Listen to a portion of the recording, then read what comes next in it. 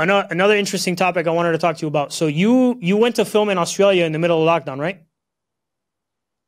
Yes, in the middle of the So pandemic. tell me about that, because that must have been crazy. Oh my gosh. I remember when I booked the gig, we were in the middle of the pandemic. I actually had COVID when I booked Young Rock. And my agent called me and I had a feeling. I was just like, I have to talk to you, whatever. She's like, you booked, Young Rock. And I was like, oh my God. I was like, Lisa, I have COVID. I'm in my bed. And I was like 104 fever. I'm like, I don't know if I'm going to be able to go over there in the middle of this pandemic. And so she's like, well, think about it. And then like, I really wanted to take the job, but I was like, oh my gosh, this is like 10,000 miles away, different time zone. I'm going to have to be away from my family for X amount of time, whatever.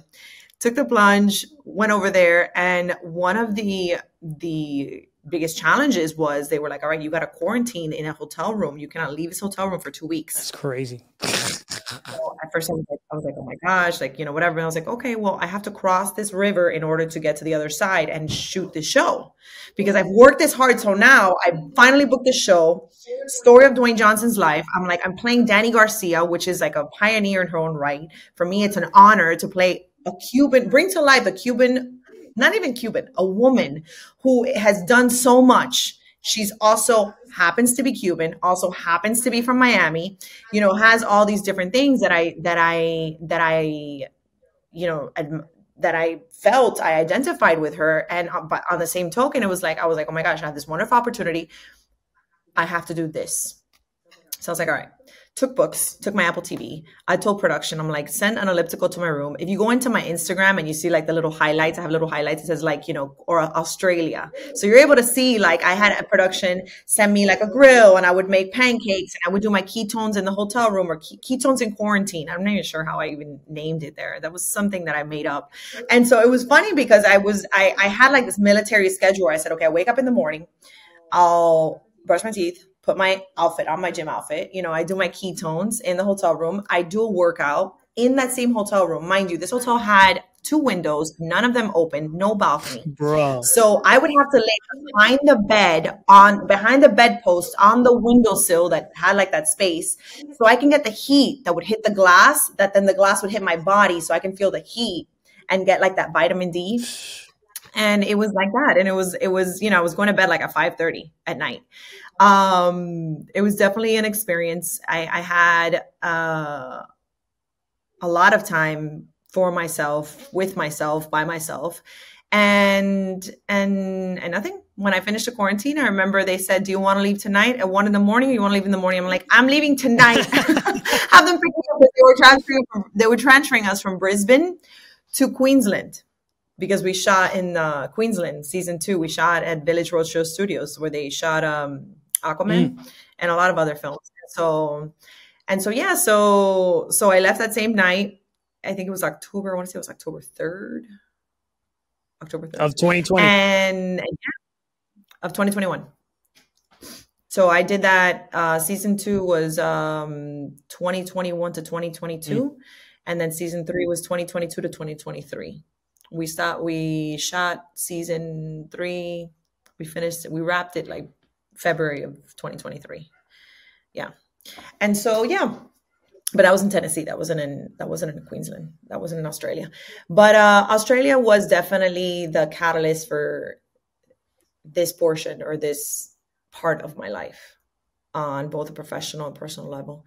And I feel it was one of the most incredible experiences I've ever had in my life. And I learned so much. I met so many people. I lived in a completely different time zone. I was away from my family. I was fully immersed in that culture.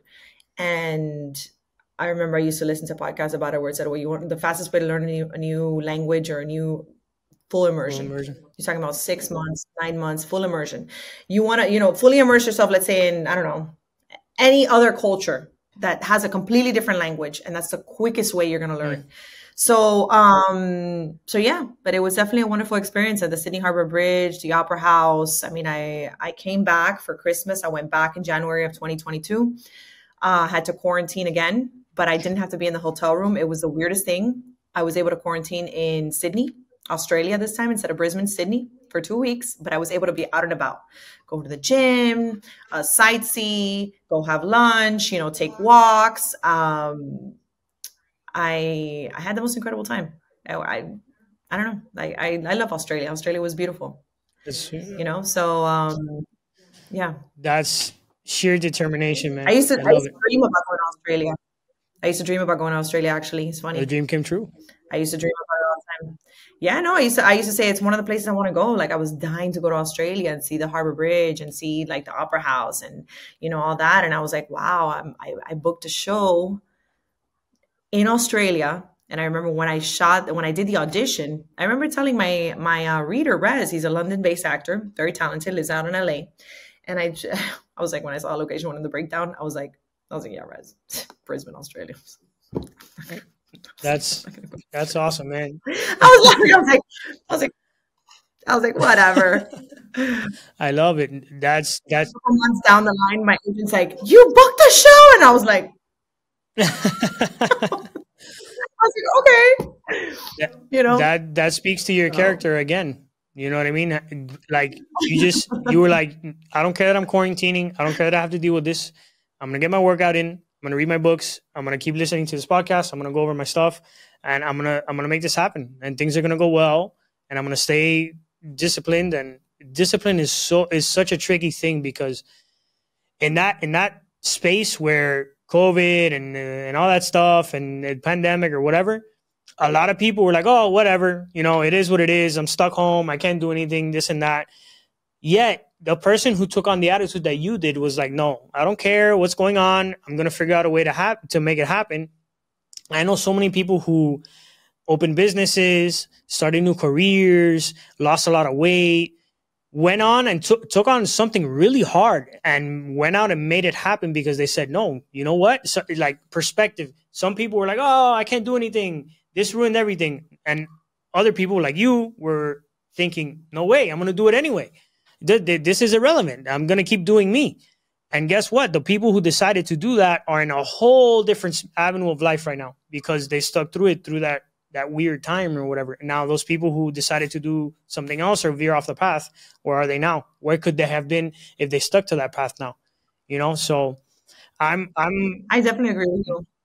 I feel like discipline will pull you through the mud when motivation yes. falters and it wavers and it wavers. Like there's days you wake up and you're just like, I'm gonna eat the Yeah. world and do all this stuff and whatever, and I'm gonna kick ass and I'm gonna go to the gym and there's days you wake up and you're like, I don't even want to get out of Yep. my bed.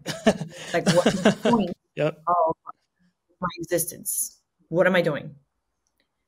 Discipline will say, you're going to put your foot in the ground, one foot after the other. You're going to brush your teeth. You're going to get dressed. You're going to go work out. And that momentum, even if it's slow, it'll put you through, it'll push you through the motions. And it's like, take care and do what you can control. Control the controllables. The uncontrollables, you can't control them. And it's I know it's easier said than done because man, life can get really hard.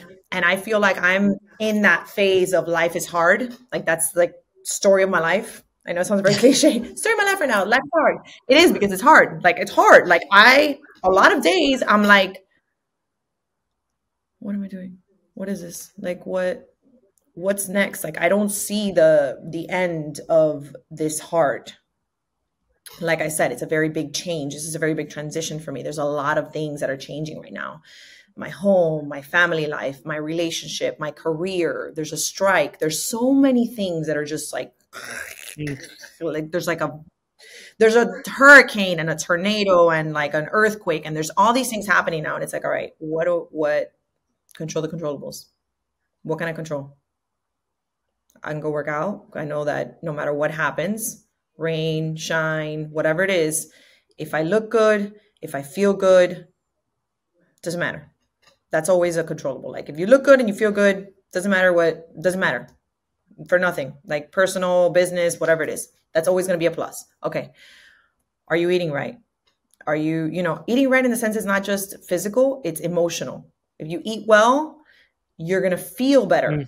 So those things are like key. Then aside from that, it's like, okay, mental health. What are we listening to? What are we, so A lot of that I feel is very important, and we take it for granted, and we just wake up and we're very, like you said, we don't have a lot of self, we as in the The world, world. like including myself, I'm speaking for myself.